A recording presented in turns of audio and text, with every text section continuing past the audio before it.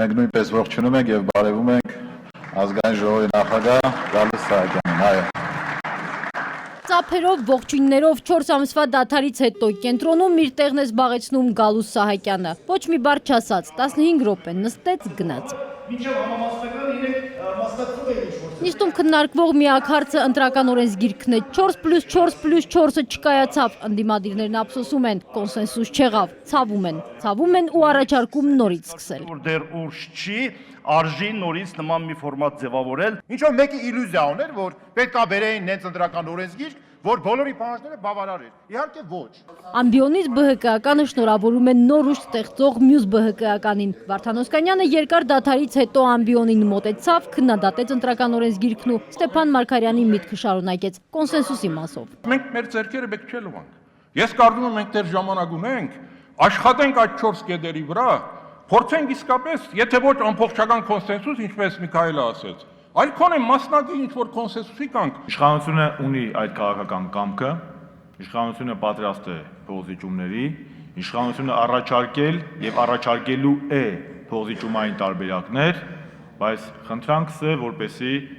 ընդդիմադիր իմ գործընկերներն էլ գիտակցեն այդ փոխզիջումների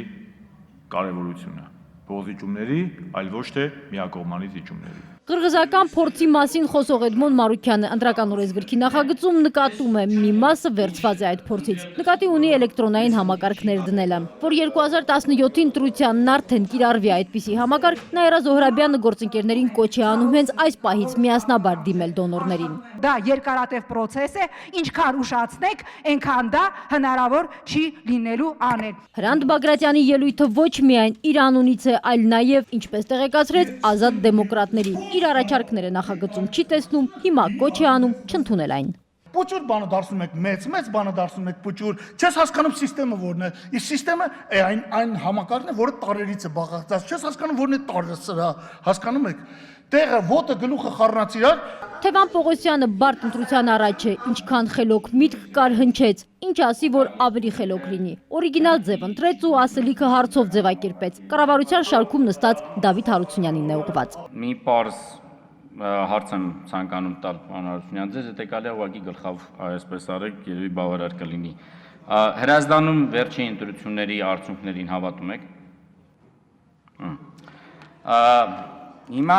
կարելի է արդեն երևի նոր մոտեցում ասել։ Հիմա ես հասկացա ինչի ենք մենք նոր օրենքի նախագիծ քննարկում, որտեղ եթե ասեիք այո, ապա կհասկանայի, որ երևի հին օրենքը շատ լավն է, վստահություն ներշնչող է եւ նոր մոտեցումներ պետք չէր։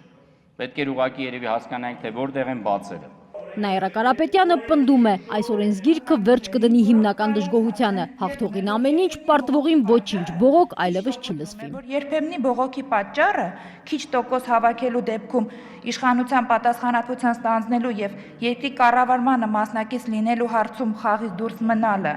այլևս անցյալում է։